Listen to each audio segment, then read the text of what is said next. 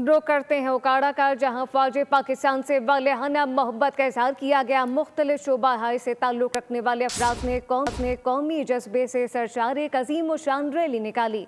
शुरका ने भारत की जाहिलियत के खिलाफ हर महज पर भरपूर मुंह तोड़ जवाब देने के अज़म का इजहार किया।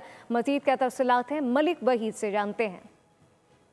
बिल्कुल सिंतास मुआहदे की खिलाफ वर्जी और भारतीय जंगी जुनून के खिलाफ उकाड़ा की आवाम भी बड़ी तादाद में सड़कों पर निकल आई है। सिविल सोसाइटी, अंजुमन ताजरा, वोकला बरादरी, हर तबका फिक्र के लोग यहाँ पर मौजूद है और अपनी पाक फौज से इजहार यकजहती और वालिहाना मोहब्बत का मुजाहरा करें। मेरे साथ मौजूद है इस वक्त एक मुजाहिरीन, इनसे हम जानना चाहेंगे। जी सर बताइएगा क्या कहें। बिस्मिल्लाहिर्रहमानिर्रहीम। आज का जो एहतजाज है ये खुसूसन इंडिया के खिलाफ है और पाक फौज के हक में है। हम पाकिस्तानी अवाम इस बात पर सड़कों पे निकल आई हैं कि जो इंडिया ने हमारे पर दहशतगर्दी का इल्जाम लगाया है, हम उसमें उनको ये बताना चाहते हैं कि दहशतगर्द हम नहीं देंगे। जी ठीक है मलिक वहीद, आपका बहुत शुक्रिया।